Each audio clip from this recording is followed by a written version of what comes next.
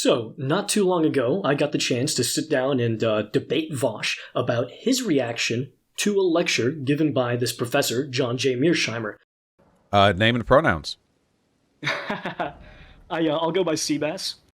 Because I was reacting to his reaction to some other content, I spent a lot of time challenging him on things he'd said. As a result, I never really got to talk about my position, and a lot of the feedback I got from the comments section, from friends, from anybody that watched the debate, was that my position wasn't really clear. People understood that I thought Ukraine was the West's fault to some significant degree, and they understood that Vaush thought quite the opposite. So what I want to do is take you guys through my reasoning step by step. Now, before I get into that reasoning, I want to walk through some basic qualifiers, okay? Obviously, Russia is morally at fault. No country has the right to arbitrarily violate the sovereignty of another country. But the point of asking if Ukraine is the West's fault is to see what we could have and should have done better. Unfortunately, we live in a world where we can't decide the actions of every country. We have to realize that there are things that are simply outside of our control. Our job is to do the best we can, given what we know about how other countries will respond to our policies. Trying to figure out if Ukraine was the West's fault is a way to try to figure out how to better conduct our own foreign policy. I was, at the time of the debate, and still am, of the belief that the West's reckless foreign policy, 1, increased the likelihood that Russia would invade, and 2, did nothing to improve Ukraine's security. Essentially, the way we conducted our foreign policy resulted in a lose-lose scenario. There were pros and cons to the choices we made, there were just cons, and I think that's a problem. So let's start with the history. In 2008, Ukraine bid for NATO membership. Bids for NATO membership are discussed and voted on at NATO summits. At the time, NATO was actually fairly divided on whether or not Ukraine should be allowed into the alliance. According to Steven Sestanovich, one of Mearsheimer's primary critics and a former member of the State Department, quote, admitting Ukraine remained a pet project for a few members of the alliance, but most were opposed, many of them implacably so. The United States is one of the countries for which Ukraine's membership was a pet project. However, France, Germany, and the UK had a few reservations. Russia also stands vehemently opposed to Georgia and Ukraine's bid to be put on the path to NATO membership, and NATO members Germany and France have expressed reservations. In light of this disagreement, you would think that the NATO countries at the Bucharest summit would do one of two things.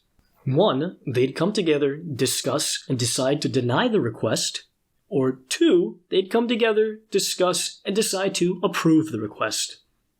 Unfortunately, the Bucharest summit managed to find a middle ground that was literally the worst of both worlds.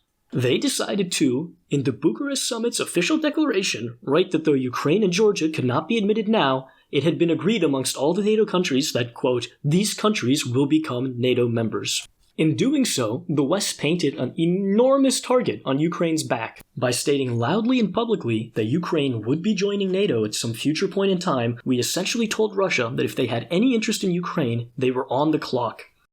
In my debate with Vaush, I asked him to imagine 2 rival ethnic groups, one significantly larger and more powerful than the other. I then asked him to imagine what would happen if the US suddenly publicly declared that 5 years from now it would guarantee the safety and territorial integrity of the minority ethnic group. He agreed that making such a statement would probably incentivize the larger ethnic group to act on its territorial ambitions now, given that doing so would not be an option in the future once the US had guaranteed the safety of the smaller ethnic group. While the analogy was obviously useful since it would finally convince them to come around to my side, I think it can be even more effective and more grounded. Now, instead of imagining 2 made-up ethnic groups, let's imagine some real ones.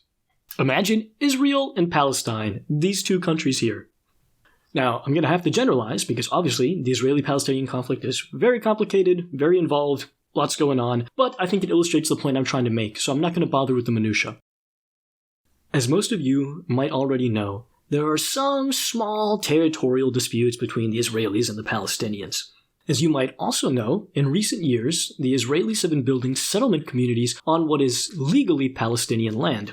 The goal, presumably, is that when push comes to shove and an agreement finally has to be made, having a lot of your citizens on a particular part of the land gives you more authority and a more legitimate claim to that land. Now, imagine for a second what would happen if the US suddenly publicly declared that 5 years from now it would begin guaranteeing the integrity of Palestinian territory. It would be a disaster. The Israelis would gobble up as much of the land as they possibly could before the end of those 5 years. Whatever settlement building activities we're seeing now, you'd see times 100 as soon as that declaration was made. This analogy is the central reasoning behind my position that the West is at fault for what's going on in Ukraine, and it's a point I should have harped on more vigorously while talking to Vaush. The West is in large part at fault for the Ukraine crisis, because the policies we chose, the statements we chose to make at the Bucharest conference in 2008 were quite literally the worst of all available options. We had 3 options. 1. Accept Ukraine's bid for membership. 2. Deny Ukraine's bid for membership. Or 3. Do whatever the hell it was that we did in the Bucharest Declaration. Had the West simply admitted Ukraine, it's inconceivable that Russia would have invaded the country. Had the West simply denied Ukraine's bid for membership, then it's possible that Russia still invades, and that's unfortunate, but at least we're not incentivizing invasion like we are by choosing option 3. And that is why Ukraine is the West's fault, because careless policymakers recklessly issued statements that maximize the likelihood of Russian aggression. If you liked today's video, please do me a huge favor and leave a like, subscribe. It helps me reach a wider audience, and that's the goal, to try and reach as many people with these videos as possible.